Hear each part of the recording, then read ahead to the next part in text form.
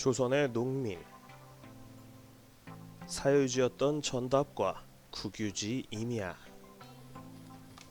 조선에서 농민의 숫자는 아주 많다. 그들은 매우 존중받는 신분에 속한다. 조선은 무엇보다 농업국가다. 비록 상업과 수공업에 종사하는 사람들일지라도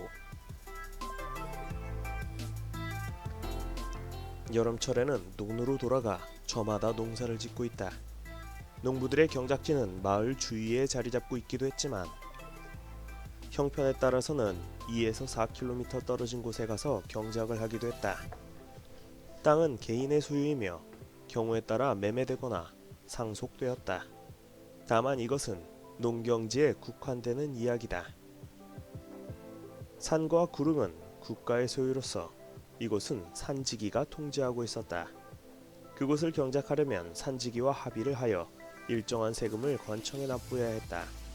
무엇보다 구릉지와 산의 가장 큰 가치는 땔감과 목재의 제공에 있었다. 계단식 논. 쌀은 조선의 으뜸가는 작물이다. 서양 사람들은 쌀하면 흔히 열대지역 특산물로 생각하지만 조선처럼 사계절이 뚜렷한 기후에서도 충분히 쌀 농사는 이루어지고 있다. 특이한 것은 조선은 평야가 적기 때문에 산간을 개간한 계단식 논이 많다는 것이다. 특히 계단식 논에서는 맨 위층의 논에 물을 대는 게 가장 중요한데 농부들은 이를 위해 산꼭대기에 시냇물을 막은 다음 수로를 통해 논으로 끌어들인다. 이때 맨 위의 논에 물을 잘 대기만 하면 모든 일은 끝났다. 이후로는 윗논에서 아랫논으로 물이 저절로 넘쳐서 흘러가기 때문이다. 노동집약적 쌀농사. 쌀농사는 무척이나 손이 많이 갔다. 특히 모내기에는 엄청난 노동량이 필요했다. 어린 싹이 15cm가량 자랐을 때 모든 싹을 옮겨 심어야 하기 때문이다. 게다가 현재 조선의 농부들은 자기 나라를 위해서만이 아니라 일본으로 수출하기 위해서도 농사를 지었기 때문에 노동은 더욱 벅찰 수밖에 없었다. 만능 소재, 볏짚. 조선에서 볏짚은 매우 유용하게 쓰인다. 농가의 지붕은 볏짚으로 만들어지며 적어도 2년에 한 번은 새 것으로 갈아야 한다. 곡식을 담을 가마니 역시 볏짚으로 만든다. 그런가 하면 새끼줄을 엮고 신발을 만들고 달걀을 묶는 일에도 쓰인다. 더욱이 볏짚은 소와 말에게 유용한 사료였다. 조선 최고의 발명품, 지게. 조선에서 지게는 많은 시간 농부의 등에서 떨어지지 않는다. 지게는 일종의 인간용 화물 안장이다. 이걸 사용하면 어깨에서 허리에 이르는 등판에 골고루 무게가 분산되기 때문에 1인당 약 230kg까지의 무게를 지고 1.6km의 거리를 쉬지 않고 걸어갈 수 있게 된다. 조선에서는 농부뿐만 아니라 아이들도 각각의 자신들만의 지게가 있다. 이는 확실히 중국, 일본의 긴 막대기보다 짐을 싣는 데 훨씬 유용하다. 이런 지게는 전 세계에 오직 조선에 밖에 없으므로 가히 조선 최고의 발명품이라 해도 손색이 없을 것이다. 조선 농부는 게으르지 않다. 조선을 방문한 사람은 흔히들 이렇게 말한다. 조선 사람들은 너무 게을러. 하지만 이는 수박 겉핥기만 해서 생겨난 오해다. 관광객들은 대부분 단지 몇 주 동안, 그것도 대부분 개항장 근처에만 머문 사람들일 뿐이다. 내륙 도시에 와봤자 관광객들은 보통 9시경에 일어나 아침 식사를 한 후 도시를 구경하기 위해 나서는데 이렇게 되면 무릇 조용한 풍경에 전혀 활기가 없는 사람들의 모습만을 보게 된다. 하루 종일 걸어봐야 게으름을 피우는 것처럼 보이는 조선 사람들 뿐이니 여행객들은 흔히 조선 사람들은 너무 게으르다고 생각할 수밖에 없다. 그러나 조선 사람들은 보통 새벽 4시쯤에 일어난다. 그리고 새참을 먹는 9시 전까지 대부분 하루 일과를 끝낸다. 그리고 9시쯤 새참을 먹고 담배를 피운 후 잠시 누워 낮잠을 자는 것이다. 그런데 하필 그때 관광객들은 쉬고 있는 농부들의 모습을 보는 것이다. 조선의 수공업자. 푸대접 받고 있는 수공업자들. 이 나라에서는 물건을 만드는 사람은 사회적으로 낮은 대접을 받고 있다. 농민에 비해서도 다소 지위가 낮다. 예를 들면 신발을 만드는 사람은 마을에서 낮은 신분 중 하나로 여겨진다.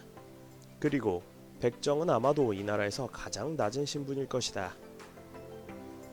조악한 연장, 그러나 놀라운 솜씨. 목수들의 연장은 조악하기 짝이 없다. 단순한 손도끼, 대패, 끌, 이게 전부이기 때문이다. 하지만 놀라운 점은 목수들이 그런 조악한 연장만을 가지고도 엄청난 일을 해낸다는 것이다. 특히 한양을 방문하는 사람이라면 누구든지 조선의 장롱을 보고 감탄한다.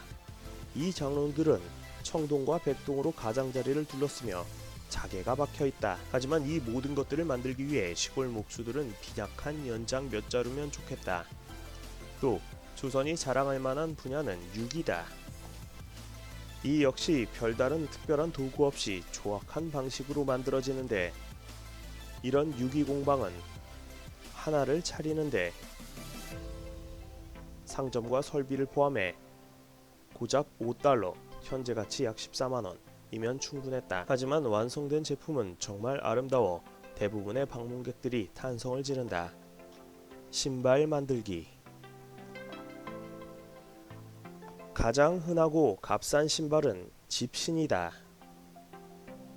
집신은 일종의 샌들로서 거의 모든 신분의 사람, 특히 가난한 사람들이 신는데, 또한 거의 모든 마을에서 누구라도 만들 수 있었다. 특이한 신발로 나막신이 있는데, 이 신발은 굽이 7cm 정도로 땅 위가 진흙탕이 되거나 눈이 왔을 때 신는다. 제화공이 조그만 손도끼와 끌, 나무망치를 들고서 통나무에서 나막신을 파내는 모습은 무척이나 신기하다. 곰방대 만들기. 조선에서는 곰방대 생산도 중요한 산업이었다. 왜냐하면 거의 모든 남자와 여자들이 대부분 담뱃대를 사용해 흡연을 하기 때문이다. 곰방대는 보통 구류와 주석의 합금으로 만드는데 최상품은 은으로 제작되었다. 조선의 상인. 싸움 같은 흥정. 조선은 상업이 발달한 나라는 아니다. 대부분의 상행위는 전문 상점이 아닌 오일장을 통해서 이루어지고 있다. 보통 매매가 이루어지는 모습은 이렇다. 손님은 가게 안에 들어가지 않은 채 길에 서서 원하는 것을 주문한다. 저기 녹그릇 2개만 주소. 그러면 상인은 자리에서 일어나지 않은 채 주문받은 물건을 집어 손님에게 건네준다. 그런데 서양 사람의 눈으로 볼 때 상인은 물건을 파는데 전혀 무관심한 것처럼 보인다. 예쏘. 그러나 정말 무관심한 것이 아니라 그런 척하고 있을 뿐이다. 그리고 보통 받고자 하는 가격에 2배를 먼저 부른다. 100냥? 상인이 가격을 부르면 예외 없이 흥정이 이루어지는데, 외국 사람들이 볼 때는 한바탕 싸움이 벌어질 것이라는 생각이 들고도 남는다. 아니, 뭔 놈의 녹그릇 2개가 100냥씩이나 해?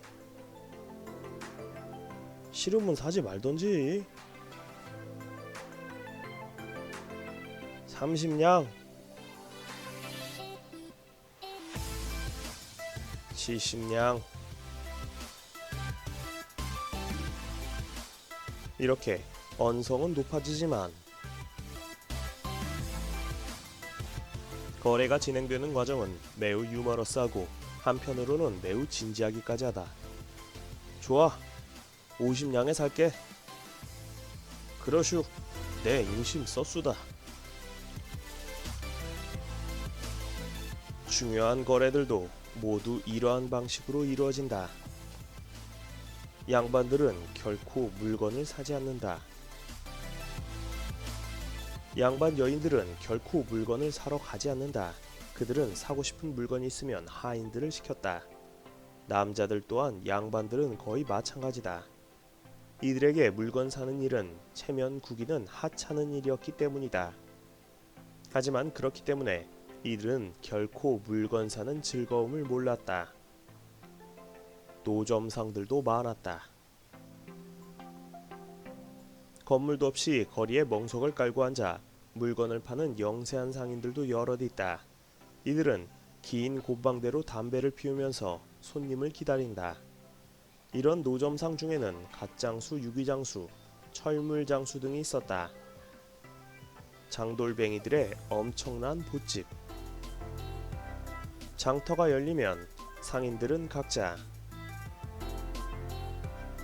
자신의 짐을 짊어지고 장터로 모이는데, 조선은 대형 대량 운송수단이 없었기 때문에 전적으로 가축과 인력으로 짐을 운반해야 했다. 상인들은 사정이 허락하는 대로 조랑말 혹은 당나귀 등에 잔뜩 물건을 싣고 나머지는 자신의 등에 짊어진다. 다시 말하지만 마차나 우차가 아니다. 이때 가축이 없는 상인은 자신의 모든 짐을 등에 짊어진다. 어른과 소년들은 지게에 지고 부인과 소녀들은 머리에 이는 등 모든 사람들이 가능한 많은 짐을 나른다. 어머니들이 갓난아이를 등에 업은 채 무거운 항아리를 머리에 이고 다니는 모습도 흔히 볼 수 있다. 있을 것은 다 있는 장터.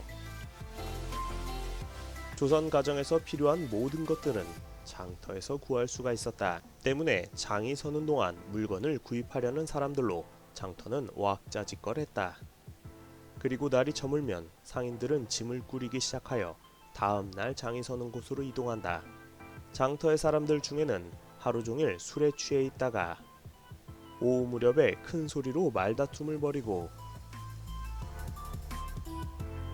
그러다 가끔 상투를 서로 잡아당기며 시비를 벌이는 이들도 있었다.